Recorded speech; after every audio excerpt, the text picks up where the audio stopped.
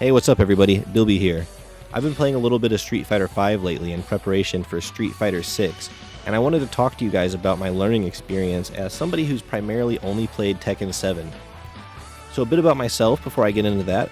I've been playing fighting games for about 5 years now, and I'd say 98% of that time has been with Tekken. As far as I know, I was the first Tekken 7 player to be sponsored by a university, and I was the team captain and team manager at St. Ambrose University, and I played under scholarship for them. I did that for a few years, and that's not to say that I'm like some god gamer at Tekken or anything. I was okay. I reached, I think it was like Ryujin. I can't remember the name of the rank. It was the one right below Emperor. That was the highest rank that I ever achieved in Tekken, so I was pretty good, but I wasn't like a god at the game. I was pretty much a pool shark. I was good enough to make it out of pools most of the time, but usually I wouldn't get much further than that. So I was good, but I wasn't like amazing. So with Street Fighter 6 coming out, I see a lot of things in the game that are really appealing to me, that as a Tekken player I've been envious of for a long time, and now I kind of want to get in on that. So I've been practicing Street Fighter 5 because I know I have a lot of shit that I need to work on. Basically, I have no 2D fundamentals for the most part. All my fundamentals is stuff that I built over playing Tekken. So I have good understanding of frame data. I have good understanding of like counter hit fishing and stuff like that. But I have like terrible understanding of things like shimmying or even whiff punishing. So whiff punishing, let's get into that for a second. Whiff punishing in Street Fighter is way different than it is in Tekken. And there's a lot of things like that that are just similar enough where I kind of like I know the concept, but it just the way it works is so different. So in Tekken, the fastest button that you have comes out in 10 frames, and in general, you moves recover much slower in Tekken. So the fastest button in Street Fighter in general is about 3 or 4 frames. So that's about 3 times faster than Tekken.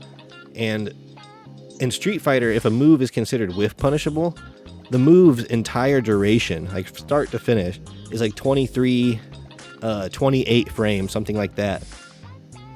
In Tekken, a lot of the whiff punishable moves, the startup is like 23 frames. So the timing that you have to whiff punish something is way different. That's something that I've had to get used to. And same thing with like shimmying. Shimmies in Tekken don't really exist like that. Like you don't evade grabs by trying to backdash. You would typically just duck or just tech the throw, because you can tech on reaction if you practice. So learning how to like force somebody to block and then like walk backwards just enough to make them whiff the grab and then go for a normal, things like that is stuff that I've just started employing, which is actually kind of embarrassing considering how long I've been playing fighting games, but I never really thought about stuff like this. And that's not the only area that Street Fighter has been quite a bit different than Tekken for me. Probably the most surprising area was the low-level play. So in Tekken, if you were to start a new account, at least on PC, I can't speak for the console experience, but if you were to start a new account on PC, you would probably be waiting, I'd say 8 to 20 minutes for a match. And when you get a match, odds are it's going to be a Smurf. And if it's not a Smurf, you're still probably going to get your cheeks clapped, because they probably got like 500 games. So low ranks in Tekken is really weird. I would say it's kind of like in Street Fighter if you were to start at gold, right? Like if you played Street Fighter, if you're a good Street Fighter player, starting at gold would probably be really easy. It wouldn't be an issue at all. But if you were new to Street Fighter and never played it, that would be really fucking hard. And that's kind of what it's like in Tekken, where the players at low level, they're low level to a Tekken player, but to somebody who's not a Tekken player, they're going to seem like they're cracked. And in a Street Fighter, that's not at all the case. There was so many players that were obviously new to fighting games, or just obviously, I don't want to be mean, they didn't think too hard about what they were doing, right? They were just having fun. They're having a good time. There's a lot of players having a good time at low rank in Street Fighter, that's for sure. There's a lot of people doing things like just jump in, heavy kick into the sweep, and they would do that on block, they would do that on hit, they would not V-trigger cancel to make it safe, they would just do the same shit over and over, they would just want it block in general, and that's just how it was, and that's okay. As a matter of fact, I found that super refreshing. it was really cool seeing like so many new players, or maybe not new, but just low level or beginner players just out there having fun. That wasn't something that I was used to seeing, and it wasn't something I was expecting to see, especially with Street Fighter being as old of a game as it is. I thought that shit would be sweaty as hell, kind of like Tekken is. But no, that wasn't really the case. Things didn't really start to get sweaty until like Silver, and even then, now that I'm better at the game, I think I would probably even laugh at that. But as a new player, you know, it did feel a little bit harder. But anyway, I digress. The early level gameplay was quite refreshing in Street Fighter. It was nice to be able to fight low level players as a low level player yourself when you're starting the game. That was huge for me. The next thing that I thought was quite different is the learning experience in general. So like in Street Fighter, when you run into a gimmick or a move that gives you a problem, you can hop into training mode and you can lab how to beat that move.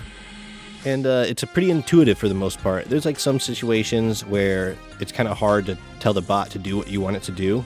Like especially when it is like you want it to block 2 times and then get hit by the 3rd attack, and then stuff like that is like really, really hard in Street Fighter 5.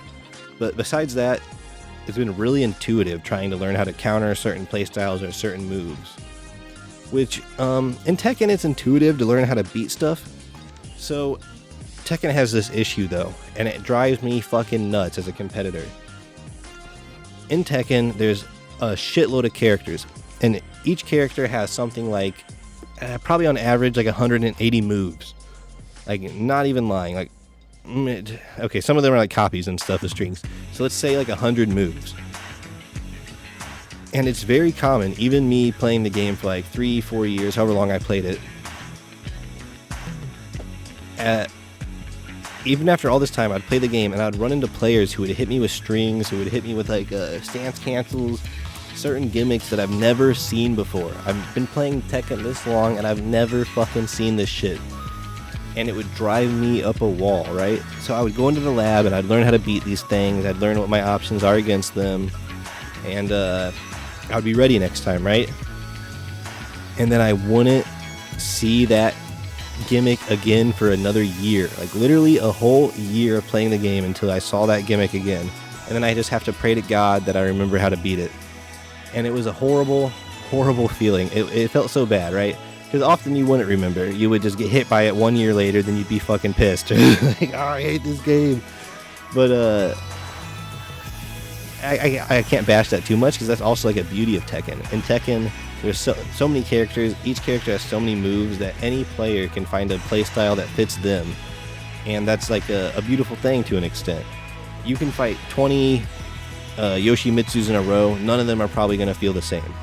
Where you can't really say that in Street Fighter. But as a competitor, I actually find the simplicity to be much more healthy for my brain, right?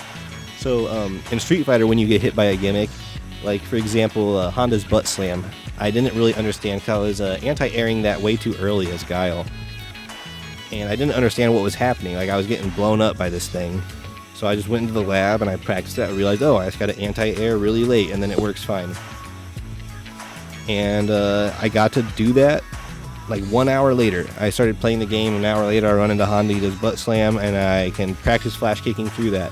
The next day I run into it again, and I get to practice doing it again. The next day it happens again, I get to practice doing it again. And that, because of that, that kind of stuff gets burned in my head, and I get to get my defensive play solid much quicker than I am able to in Tekken.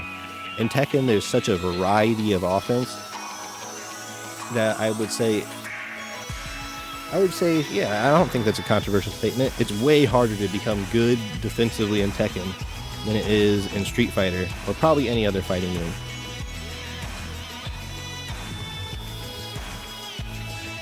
So once I actually started getting kind of good at Street Fighter, or maybe good's a little bit of an overstatement, once I started feeling like I was getting good at Street Fighter, I wanted to try to figure out a character that I wanted to settle with. So I ended up having a bit of a character crisis around the silver ranks. I started with Ryu, and I dropped him pretty quick. I didn't really like how he couldn't force mix-ups. At least as a beginner player, it wasn't very obvious to me how to do that. So I ended up dropping him and going with Ibuki. Now with Ibuki, I played her super gimmicky. I pretty much just did normals into command dash and tried to get a cross up that way. I found out pretty early that that playstyle was fake and not real, and I shouldn't do that because it will get me nowhere in the long run. And I dropped her right after that because that was really the only thing I liked about her, and it wasn't real. So yeah, I just moved on.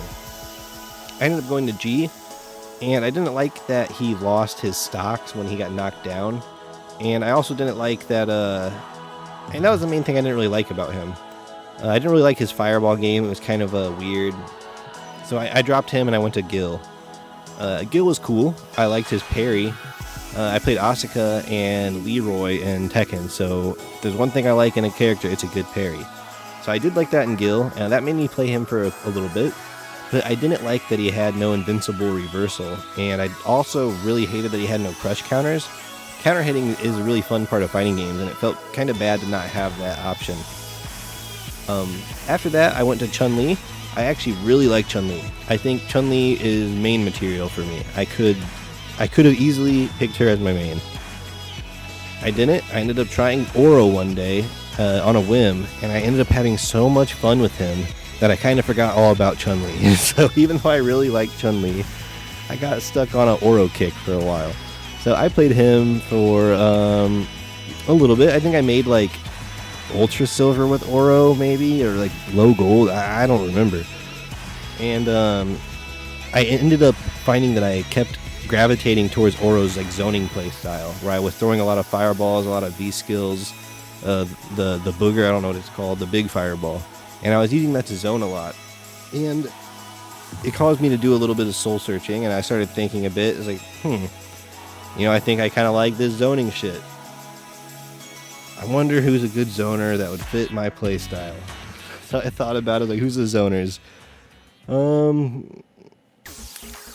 Ryu seems like he fits for me. He has an invincible reversal, one of the best in the game. He has a really good fireball that recovers really fast.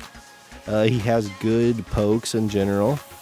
There's not a lot of downsides to playing Guile, it seems. So I decided to play Guile. I said, fuck it, he's in Street Fighter 6, I might as well play a character that's going to be relevant in the future.